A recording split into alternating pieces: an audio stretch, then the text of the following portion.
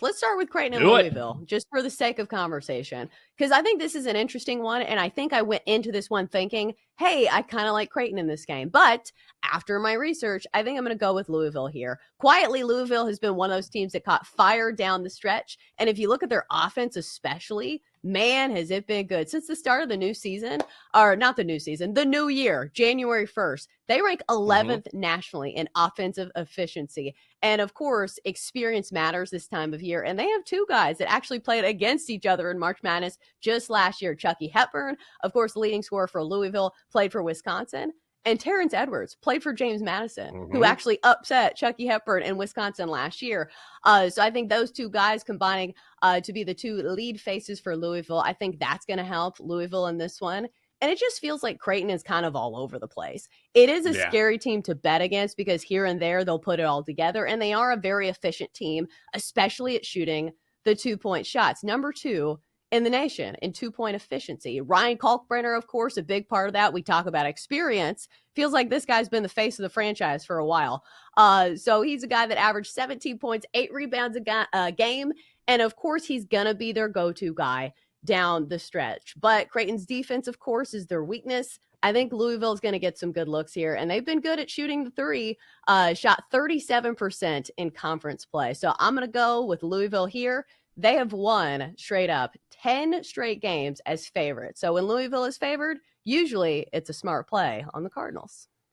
Yeah, and I don't think Creighton has been a team that is trustworthy in big spots. Like they're coming off that loss in the Big East championship game. They're now 0 for 5 now in conference championship games. And you can say, well, it doesn't have the same gravitas, and I get that, but you're still talking about a game that's supposed to be tight. And you mentioned that backcourt of Louisville and how talented they are. Also, before losing to Duke, Louisville had won 11 straight games.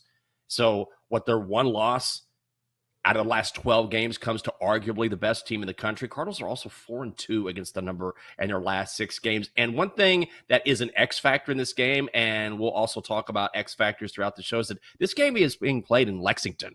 So it's not right there, but it's close enough where when you're talking about Creighton versus Louisville, there's going to be a ton of fans right there cheering for the Cardinals. So I'd lay the 2.5. And if you shop around, you can actually find Louisville on the money line too, around -142, which I don't think is a bad pick if you want to bet on the money line.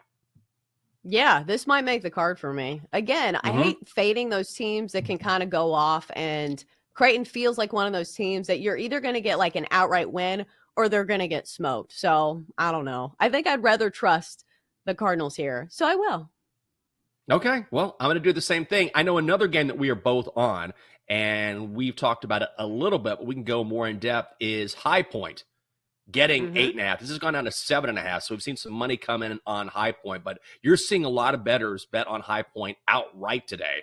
Purdue is -350. High Point is +280. So some bettors looking for plus money. If you want to bet on the over-under, it's set at 153.5 at BetMGM. But I just think this is too many points. And the Boilers are another team coming in that aren't really in good form right now. They've lost 2 of 3, coming off an 18-point loss to Michigan. Like, there's no questioning their guard play. Like, they have 2 of the best guards in the country, and Trey Kaufman-Renn and Braden Smith. And Braden Smith is an all Big Ten player. But they're only 2-6 against the number in their last 8. High Point, 5-0 against the number in their last 5, and they can really hit from outside. That's how they rallied to beat Winthrop in the Big South Championship game. So I'm going to be on High Point. I think a lot of people are on High Point in this because they certainly just don't trust Purdue.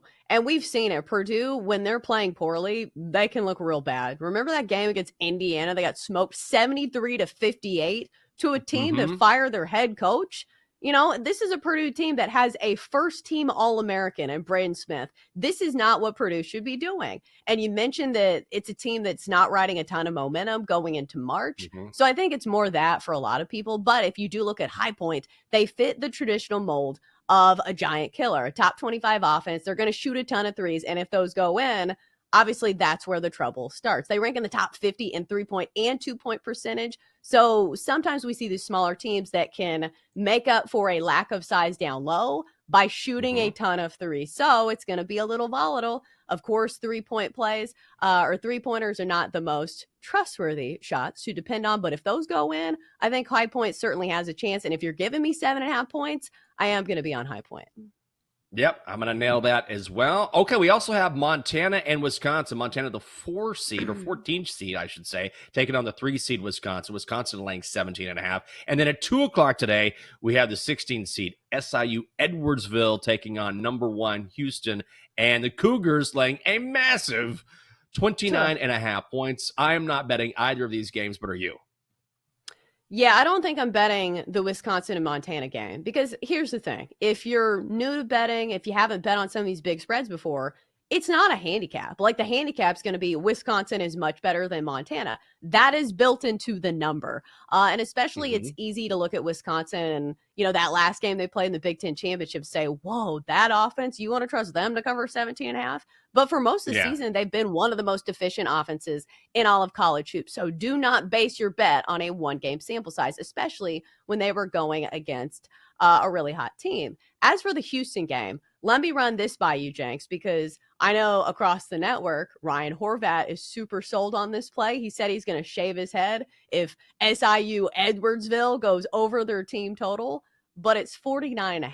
And I understand the handicap. Any team that goes against Houston, you could probably sell me on like going under their team total because Houston's defense is just next level. We have seen them be absolutely suffocating. They've held 7 opponents to under 48.5 points this year, including 3 of their first 4 games against those weaker non-conference opponents. So, Jenks, are we on a team total under for SIU Edwardsville tonight? I am rooting for SIU Edwardsville to go over their team total because I want Ryan Horvath to shave his head. I just want to see Ryan Horvath shave his head. So I'm on the over. Like 1 inch of hair. Like, what a bold move. I'm going to cut 1 inch off the end of my hair. Like, he needs to go bald. Bald is beautiful. Don't just shave it. Like, shave it. I want to be able to go when I rub my head or my hand against his head. That's what I want. So there's Double D. See, he's rubbing his bald head right now. That's what it looks like. That's what I want to see Ryan Horvath have. But I think it's a good play. If there's any defense in the country that can hold an opposing team, especially an opposing team that is a very weak opposing team, to under their points total, I mean, it's the Cougars, right? So it's probably a really good bet. Yeah, it's just a really low one. You can get 48.5 for -110, 49.5 for -135. You know us, we like to play conservatively. So I was looking at SIU Edwardsville, and they did face 2 like top level teams in Indiana and Illinois. Neither of those teams really fit the mold of a defensive powerhouse. But if SIU Edwardsville only scores 58 against Illinois, good luck getting to 50 against Houston. Is all I'm going to say. I don't doubt that one bit. I did want to throw out this piece of news before we delve into a late afternoon slate. That is that McNeese State and Will Wade are now parting ways. Will Wade is heading to your alma mater, going to become the next head coach of NC State. He's won 57 games over the last 2 seasons at McNeese. Previously, went to 5 NCAA tournaments at LSU, VCU, got into some NCAA trouble, but now he is going to coach your Wolfpack. So are you excited about this hire?